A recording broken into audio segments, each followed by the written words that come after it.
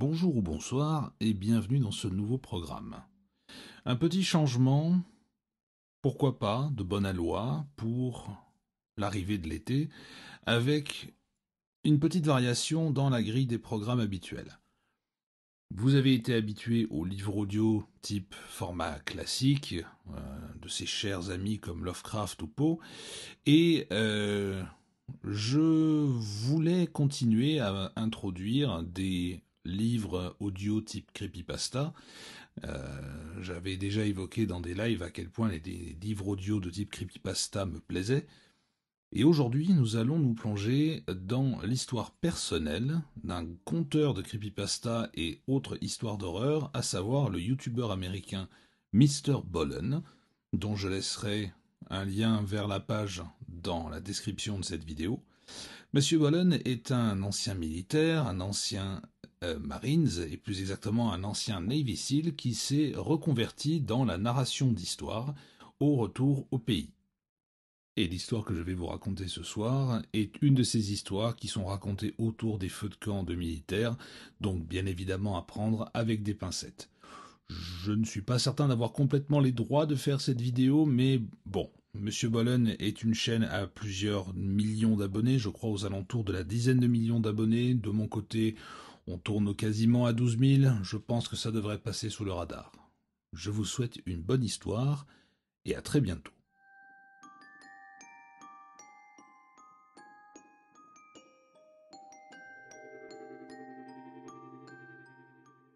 Le paranormal n'a pas vraiment sa place dans l'armée, peu importe ce qu'on peut vous dire.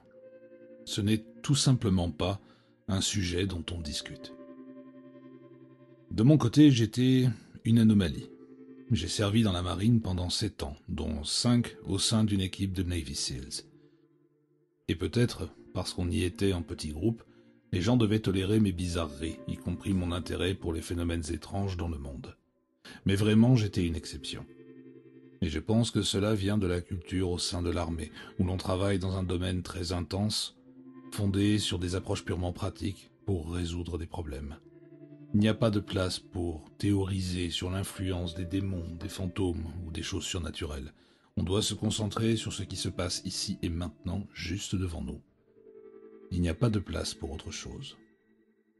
Et donc, quand vous entendez des histoires paranormales venant de l'armée, il ne s'agit pas de les croire aveuglément, mais plutôt de comprendre que si ces gens en sont arrivés à la conclusion que c'était paranormal, c'est qu'ils ont éliminé pratiquement toutes les autres possibilités. Aujourd'hui, je vais vous raconter une histoire paranormale qui s'est produite en Afghanistan en 2009. 8 Marines américains étaient stationnés dans un poste d'observation isolé, en plein cœur de la province du Helmand. Et des choses très étranges s'y sont produites, au point que les Marines qui y étaient affectés pensent en subir encore aujourd'hui les conséquences. En juin 2009, les forces américaines de l'OTAN ont lancé une vaste offensive en Afghanistan. Les effectifs ont explosé en vue d'une immense attaque contre les talibans. Pendant cette montée en puissance, une petite équipe de 8 Marines a reçu pour mission de rejoindre un poste d'observation, un OP, situé dans la province du Helmand, à un endroit où étaient alors stationnés des soldats britanniques.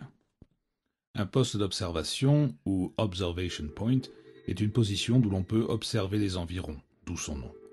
La plupart des OP sont placés en hauteur, ce qui permet une meilleure vue stratégique. Mais à cause de cela, les OP deviennent aussi des cibles privilégiées pour l'ennemi. L'OP que ces Marines devaient rejoindre s'appelait OP Rock, et il était très important sur le plan stratégique. Mais il n'était pas sur un point haut. Il était entouré de relief, ce qui signifiait que si vous leviez la tête trop longtemps, vous pouviez être abattu par un tireur embusqué dans la montagne. OP Rock était donc un endroit dangereux, isolé et minuscule. Il n'y avait quasiment aucun confort, juste quelques barrières HESCO, ces gros cubes remplis de sable censés arrêter les balles, même pas de lit. Les Marines dormaient à même le sol sur des tapis de couchage avec juste quelques tentes bâchées. Et ils allaient devoir passer 60 jours là-bas sans pouvoir partir. Leur chef d'unité était le sergent Green, avec comme second le caporal Lina. Les 6 autres Marines étaient Zolik, Hoyt, Wilson, Parker, Smith et Gibbs. Ils sont arrivés sur place à bord de véhicules blindés, empruntant une route en lacet pour atteindre OP Rock, où les soldats britanniques les attendaient avec impatience. Normalement, quand on relève une autre unité, on fait une phase de turnover, des patrouilles avec l'équipe précédente pour qu'elle vous montre les lieux, vous signale les zones dangereuses, etc. Mais là, les Britanniques étaient tellement pressés de partir qu'ils n'ont rien fait de tout ça. Ils avaient l'air complètement épuisés, comme s'ils avaient passé des années à Hopi Rock, alors qu'ils y étaient depuis 60 jours, tout comme les Marines allaient y rester. Et juste avant de partir, un soldat britannique s'est tourné vers les Marines et leur a dit « Juste que pour vous sachiez, si vous déterrez quelque chose ici, remettez-le en place. » Les Marines l'ont regardé, interloqué. Il n'a pas expliqué, il a juste répété « Si vous déterrez quelque chose, rebouchez. Faites-moi confiance. » Cette nuit-là, les hommes se sont installés dans ce qui allait être leur maison pour les 2 prochains mois. Comme sur n'importe quelle base militaire, et encore plus dans une zone de guerre, il y a toujours quelqu'un de garde. Et ce soir-là, c'était le tour du caporal Lina, le second du groupe. Il monta dans la tour de garde. Il faut se mettre à sa place. Même si vous n'avez jamais mis les pieds en Afghanistan, imaginez-vous au milieu de nulle part dans un désert montagneux, sans village, sans signe de vie. Et en même temps, vous êtes exposé. Il y a forcément des gens dans les montagnes qui veulent vous tuer. C'est vous et 7 autres marines qui dorment à côté sur un minuscule OP. Tout ce que vous avez, c'est une radio, pour appeler la base principale qui est assez loin. Donc si quoi que ce soit devait se passer, il faut déjà espérer qu'elle capte et qu'ils arrivent à temps. La grande peur quand on est sur un poste isolé comme celui-là, c'est l'embuscade. Il y a plein d'histoires d'attaques complexes lancées contre de petits OP où des groupes comme ces 8 marines se sont fait complètement submerger par les talibans. Et ces histoires sont terrifiantes. Moi, quand j'étais en Afghanistan, je n'ai pas monté la garde souvent. Mais quand je le faisais, c'était toujours cette même impression. Tu es seul. Tu regardes l'immensité noire. Tu te demandes, est-ce que quelqu'un est en train de m'observer? Est-ce qu'un sniper a son viseur sur moi? Tu es censé être protégé, tu fais tout correctement. Mais la nuit là-bas, en poste de garde, c'est sinistre. Donc, cette première nuit, Lina est là-haut et tout est calme. À côté de lui, il y a la radio, une grosse radio militaire style talkie-walkie. Elle commence à grésiller. Les radios militaires américaines datent presque toutes des années 50. Elles fonctionnent, elles sont solides, mais elles peuvent déconner. D'où la présence de techniciens radio spécialisés. Lina entend le grésillement. Il remarque, mais il ne s'en inquiète pas trop. Puis le bruit s'arrête. Il continue sa surveillance, et le grésillement reprend, et cette fois, il croit entendre quelqu'un parler au travers. Ce n'est pas de l'anglais, ni même des mots clairs, mais il perçoit une voix, plus forte cette fois. Là, il commence à vraiment prêter attention. Il se dit que peut-être la radio est défectueuse. Il retire la batterie, souffle un peu dessus, la remet, redémarre l'appareil, puis reprend son poste en gardant une oreille attentive. Quelques minutes plus tard, ça grésille à nouveau, mais là, il entend clairement une voix, et ça sonne comme du russe. Il entend quelqu'un parler russe à travers sa radio. Et ce n'est pas une fréquence ouverte, c'est une radio cryptée. Vous n'entendez que ceux qui ont les mêmes clés de chiffrement. Cela n'avait donc aucun sens. Il se dit alors que c'est peut-être quelqu'un de leur base. Ses propres gars sont tous là, couchés juste en dessous à quelques mètres. Il peut les compter. Aucun d'entre eux n'est sur la radio. Alors, il prend le combiné et appelle la base principale. Est-ce que quelqu'un transmet vers Hopi Rock? Réponse immédiate. Non, aucune transmission ni réception vers vous. Lina n'est pas terrifiée, mais il comprend qu'il se passe quelque chose de bizarre. Les bruits étranges, les grésillements, les voix incompréhensibles continueront toute la nuit. Le lendemain matin, quand le garde suivant vient prendre la relève, Lina lui dit « Il y a un truc bizarre avec la radio, tu devrais peut-être en prendre une autre. » Lina descend alors de la tour pour rejoindre les autres Marines. À ce moment-là, tout le monde est réveillé. C'est le début de leur première journée complète à Hopi Rock. Puisqu'ils n'ont rien d'autre à faire que de défendre la position, ils commencent à évaluer les lieux. À quel point est-ce que l'endroit est fortifié? Qu'est-ce qui peut être amélioré? Ils remarquent qu'il y a une tranchée creusée à l'intérieur même du périmètre, juste contre les murs de Hesco. L'idée est de pouvoir se déplacer sans dépasser de la position et risquer de se faire tirer dessus. Mais cette tranchée est trop peu profonde, à peine quelques dizaines de centimètres. En l'état, si quelqu'un y reste debout, il est complètement exposé. Les Marines se demandent pourquoi les Britanniques, qui sont restés là 2 mois avant eux, n'ont pas creusé plus profond. Il décide donc de passer la journée à approfondir et élargir cette tranchée. Pendant qu'il creuse, Lina heurte quelque chose de métallique. Il extrait un piquet en métal, comme un piquet d'ingénierie. En le nettoyant, il remarque des inscriptions dessus, en russe. Il se dit que ce n'est pas si étrange, les Russes étaient en Afghanistan dans les années 80. Ils ont peut-être laissé du matériel derrière eux. À une dizaine de mètres de là, Wilson, l'un des plus jeunes, est en train de creuser lui aussi. Il tombe sur une poche d'air dans le sol. À l'intérieur, de la poterie, des morceaux de céramique et un énorme os humain, un fémur. Les gars décident de remettre le fémur à sa place et d'arrêter de creuser à cet endroit. Mais partout ailleurs où ils creusent, ils tombent sur d'autres restes humains. À la fin de la journée, ils ont mis à jour des dizaines de squelettes. Ils comprennent alors ce que le soldat britannique voulait dire. Si vous déterrez quelque chose, remettez-le. Quelques semaines passent. Les Marines ont accepté que l'endroit était étrange, et peut-être même maudit. Le 13e jour, Hoyt, qui vient juste d'avoir 20 ans, est de garde. Alors qu'il est assis, il commence à ressentir une sensation très désagréable, comme si quelqu'un se tenait juste derrière lui. Il finit par se retourner pour regarder l'intérieur du camp, et à ce moment-là, depuis l'extérieur du périmètre, là où il regardait à l'instant, un cri perçant, inhumain retentit. Il se retourne brusquement, chausse ses lunettes de vision nocturne et scanne la zone. Et là, à quelques centaines de mètres, il voit un homme courir d'un buisson à un autre. Les Marines savent qu'une attaque peut survenir à tout moment. Ils pensent immédiatement à un taliban.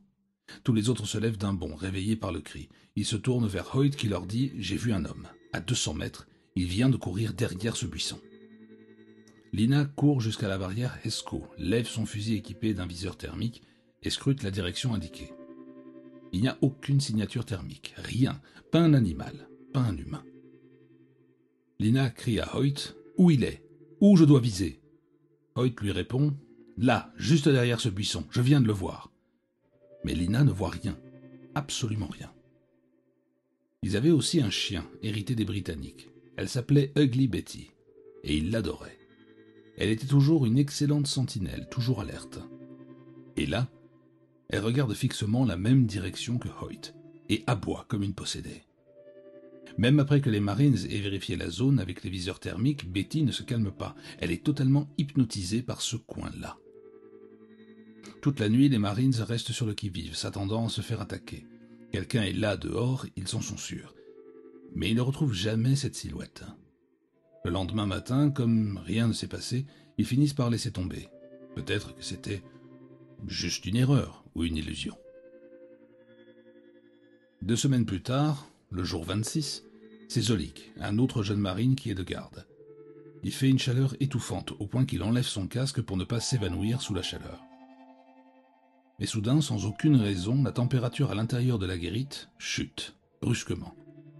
Il commence à frissonner. Il n'y a pourtant ni vent ni signe de changement de météo. Il se demande s'il y a une tempête qui arrive ou un fond froid. Mais tout reste parfaitement calme. Puis il commence à ressentir cette impression oppressante que quelqu'un se tient juste derrière lui. Il jette un coup d'œil, par-dessus son épaule. Personne. Il se trouve pourtant dans une minuscule cabane. Rien du tout. Et c'est là que ça commence à chuchoter derrière lui. Pas à la radio. Non, juste derrière lui. Dans la pièce. Il se retourne plusieurs fois, rien, mais les murmures reprennent. Il se dit « Je suis en train de devenir fou ». Puis il entend des pas, sur le toit. Il pense aussitôt « C'est Smith, le rigolo du groupe, qui essaie de me faire peur. Il est monté sur le toit pour m'emmerder. » Zolik bondit hors de la guérite et regarde au-dessus de lui, en s'attendant à voir Smith là-haut, mort de rire. Mais non, personne. Il fait le tour de la guérite. Rien. Il regarde vers le centre du camp et voit les 7 autres Marines profondément endormis. Il retourne dans la cabane, l'arme levée, et scrute les environs avec sa lunette thermique. Si quelqu'un est là, il va briller comme un sapin de Noël. Et là, il le voit. Un homme, à quelques centaines de mètres, immobile, les bras levés au-dessus de la tête, les poings serrés. Zolik est tellement surpris par la posture étrange de l'individu qu'il abaisse son fusil pour voir à l'œil nu. Il distingue une silhouette floue à cause de la lumière lunaire, puis il remet le viseur thermique à l'œil. Plus rien. La silhouette a disparu. Zolik, dans les interviews qu'il donnera plus tard, dira qu'il était à bout. Il était celui qui vivait le plus mal le séjour à Hopi Rock. Il se sentait vidé, épuisé mentalement. Il était persuadé qu'il souffrait de fatigue de combat. À ce moment-là, il était convaincu « Je perds la tête. Les voix, les pas sur le toit, cette silhouette au poing levé. Je suis en train de délirer. » Alors, il ne dit rien à personne. Il se persuade qu'il hallucine à cause du stress. Il passe le reste de la nuit dans la guérite, sans revoir la silhouette, mais en entendant constamment des chuchotements. Et ses foutus pas sur le toit. Au lever du jour, il va voir ses supérieurs, le sergent Green et le caporal Lina. Il leur raconte tout, l'apparition, les murmures, les bruits sur le toit. Il leur dit qu'il pense devenir fou, et il demande un transfert. Green et Lina le lui accordent, mais les 7 autres marines sont furieux. Ils ont l'impression qu'il les abandonne. Ils ne prennent pas son histoire au sérieux. Ils se disent « Il fait semblant d'être fou pour pouvoir quitter ce trou perdu. On aimerait tous partir, mais lui joue la carte du malade pour s'en sortir. » Ils ne le croient pas. Ils pensent qu'il s'enfuit. Quelques jours à peine après le départ de Zolik, c'est Lina, le caporal, qui prend son tour de garde dans la guérite. Alors qu'il surveille les alentours avec ses lunettes de vision nocturne, Ugly Betty, leur chienne de garde, se met à aboyer de façon frénétique dans la même direction que lui. Lina se redresse, regarde la montagne et aperçoit une silhouette humaine, figée, perchée sur la pente. Il pense qu'il s'agit d'un éclaireur taliban venu observer leur position. Il lève immédiatement son fusil équipé d'un viseur thermique pour confirmer qu'il s'agit bien d'un homme avant d'engager le tir. Mais à travers la lunette thermique, rien. Aucune signature de chaleur. Et pourtant, Ugly Betty continue d'aboyer toujours plus férocement en direction exacte de l'endroit où Lina avait vu la silhouette. Intrigué, il revient aux jumelles de vision nocturne. Et là, il revoit la même silhouette. Mais cette fois-ci, 100 mètres plus proche, presque juste devant leur OP. Il manque de tomber à la renverse. Il repasse au viseur thermique et toujours rien. Rien du tout. Ça se passe en quelques secondes. Il regarde de nouveau à la vision nocturne. Plus rien. Il se dit qu'il va faire un dernier essai avec le thermique, mais à cet instant, il sent une tape sur son épaule. Il sursaute, persuadé qu'un des autres Marines est monté pour voir ce qui se passait. Il se retourne et personne. Il regarde autour de la guérite, personne. Et cet autre Marines dorme profondément en plein milieu du camp. À ce moment-là, Lina comprend ce que Zolik avait ressenti. Lui qui s'était moqué de lui, qui avait douté de sa santé mentale, il vit maintenant exactement la même chose. Et il commence à se sentir coupable. Mais l'histoire ne s'arrête pas là. Au cours des 10 jours suivants, Hoyt, Smith et Wilson, 3 autres membres de l'équipe, feront chacun leur tour des expériences similaires. Voix chuchotées, silhouettes dans la nuit, pas sur le toit de la guérite, cible invisible à la thermique. Peu à peu, les Marines commencent à en parler entre eux, et ils finissent par se rendre à l'évidence. Zolik ne mentait pas. Il n'avait rien inventé de tout cela, et ils avaient été injustes avec lui. Puis vient le jour 59, le dernier jour complet avant leur relève.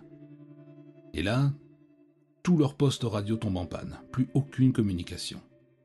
Lina va voir Gibbs, leur spécialiste des transmissions, et lui demander ce qui se passe.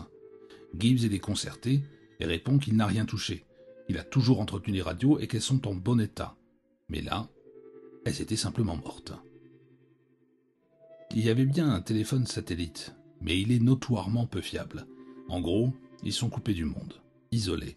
Et tout ce qu'ils peuvent faire, c'est espérer tenir une nuit de plus, sans problème. Et ce soir-là, c'est Wilson qui est de garde. Soudain, une rafale de mitrailleuses retentit juste à l'extérieur du camp. Wilson est pris de panique, il ne comprend pas d'où ça vient, et il crie aux autres « On nous tire dessus ». Les Marines jaillissent de leur tente, se précipitent derrière les murs escaux et prennent position. Lina monte en courant jusqu'à la guérite pour rejoindre Wilson. Il l'attrape et lui demande où est-ce qu'ils sont, d'où ça vient. Et Wilson de lui répondre « J'en sais rien ».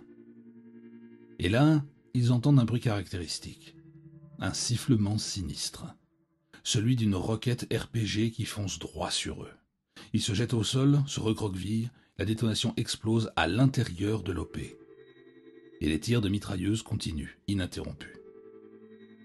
Certains des plus jeunes Marines rampent jusqu'à la tranchée pour s'y mettre à l'abri. Ils commencent à la sécuriser.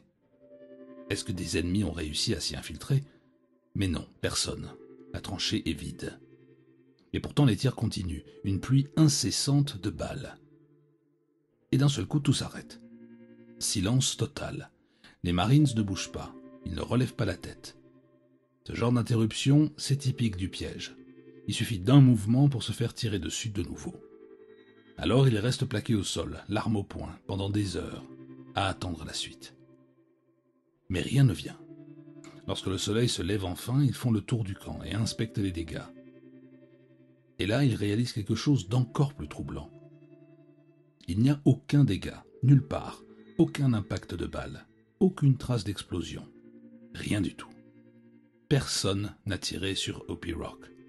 Quand les renforts arrivent enfin, les Marines n'ont qu'une envie, faire leur bagage et déguerpir. Ce qu'ils font. Peu de temps après leur retour, 3 des 8 Marines qui étaient à Hopi Rock, Smith, Parker et Diggs, trouvent la mort en Afghanistan, chacun dans des circonstances séparées. Quant au sergent Green, leur chef d'unité, il est grièvement blessé par l'explosion d'un engin piégé, un IED. Lina, le caporal, est convaincu que ce qui est arrivé à Hopi Rock n'était pas normal. Il pense que lorsqu'ils ont creusé ces tranchées et mis au jour ces ossements, ils ont libéré quelque chose. Et ce quelque chose les poursuit encore. Car cette bande de roches au milieu du Helmand a vu énormément de morts.